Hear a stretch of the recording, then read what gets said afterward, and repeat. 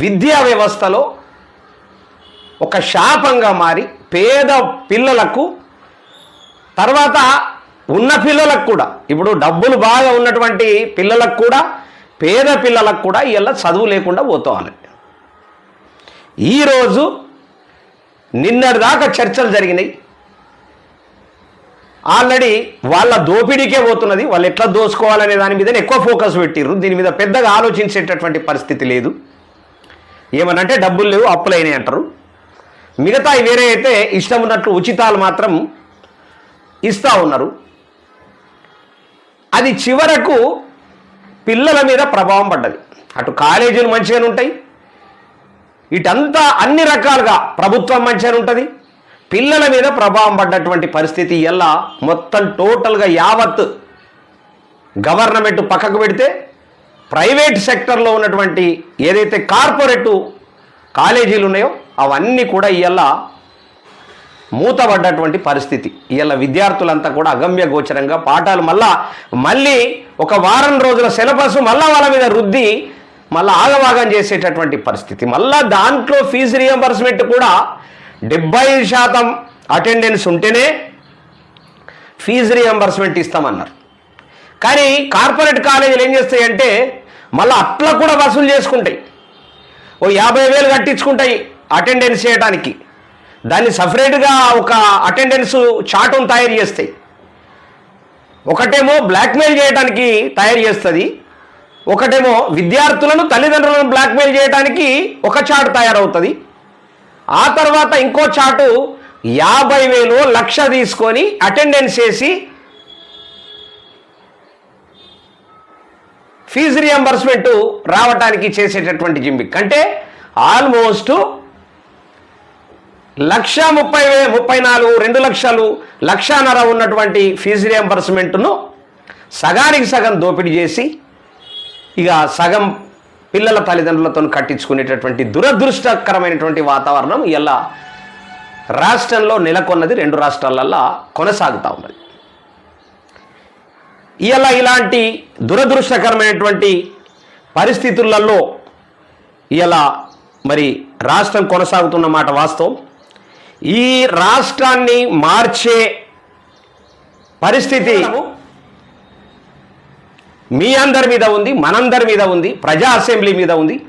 ప్రజలకు ప్రతి విషయము మనము తెలియజేయవలసినటువంటి బాధ్యత మన భుజస్కంధాల మీద ఉన్న. దయచేసి నేను ఒకటే చెప్తా ఉన్నా మీ అందరికీ, రాగానే మన వీక్యాట్ టీవీ ప్రజా అసెంబ్లీని ఇమీడియట్లీ ప్రజల్లోకి తీసుకుపోవలసినటువంటి బాధ్యత మీ మీద పూర్తిగా పెట్టినా ఖచ్చితంగా పూర్తిగా ఉంది.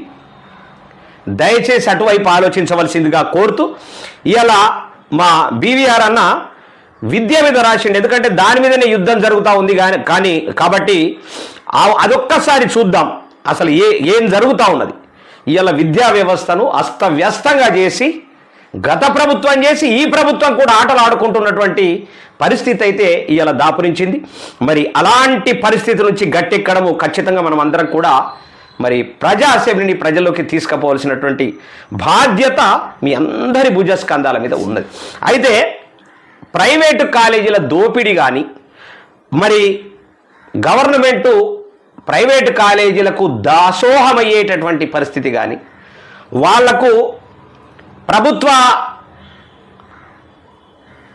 కాలేజీలను కానీ ప్రభుత్వ స్కూళ్ళను కానీ నిర్లక్ష్య ధోరణి కానీ ఇవన్నీ చూస్తుంటే ఖచ్చితంగా ఏంటంటే విద్య పేదవాడికి అందొద్దు, అందుతే హుషారవుతాడు. హుషారవుడేంది, విద్య ఉన్నదంటే ఖచ్చితంగా ఉద్యోగం కావాలంటాడు. ఉద్యోగం కావాలంటే మనం ఉద్యోగము ఇయ్యలేము. ఉద్యోగం ఇవ్వకపోతే వాడు తిరుగుబాటు చేస్తాడు. తిరుగుబాటు చేస్తే ప్రభుత్వాలు ఆగమవుతాయి. ఇవన్నీ కూడా దృష్టిలో పెట్టుకొని విద్యా వ్యవస్థను నిర్వీర్యం చేయడానికి, పేద ప్రజలను ఖచ్చితంగా ముంచటానికి, వాళ్ళను ఆగం చేయటానికి ఇలా పథకాలు రచించి ఈ ప్రభుత్వాలు ఆల్రెడీ ఇలా కొనసాగుతున్నటువంటి పరిస్థితి.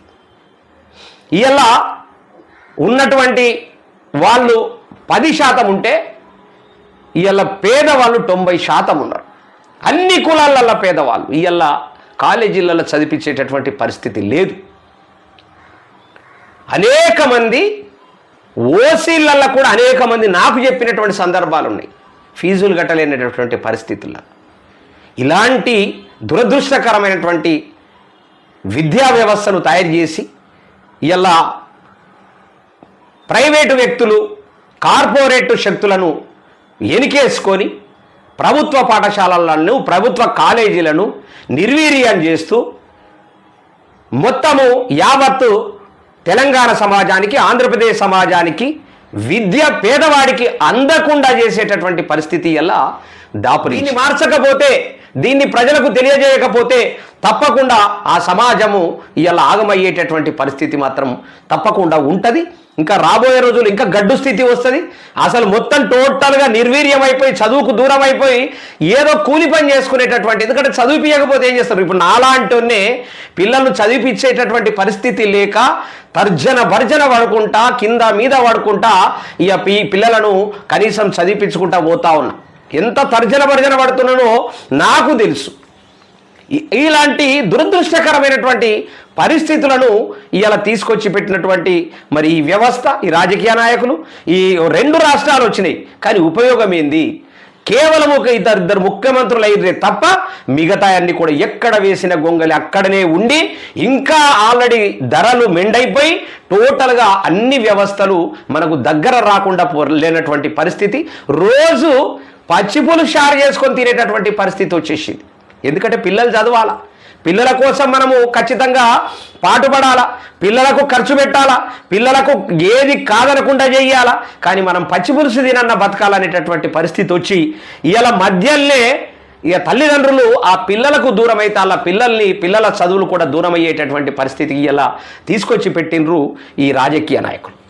వీళ్ళ వల్లనే కేవలము అటు కార్పొరేట్ కాలేజీలు స్కూళ్ళ వల్ల కాదు, ఇటు ఇంకా ఇతరాతర టీచర్లు ఇంకా ఇంకా ఇంకా ఇతరాతరటువంటి ఉద్యోగస్తుల వల్ల కాదు, ఇలా ప్రజల వల్ల కాదు, ఏమీ కాదు. మొత్తం టోటల్గా రాజకీయ నాయకుల కనుసన్నల్లోనే ఇవన్నీ కూడా జరుగుతూ మొత్తం నిర్వీర్యమవుతున్నటువంటి పేదవాడికి ఏది అందనటువంటి పరిస్థితి, కనీసం మంచి ఫుడ్ కూడా అందలేనటువంటి పరిస్థితి, మంచి బట్టలు వేసుకోలేనటువంటి పరిస్థితి వస్తూ ఉంది.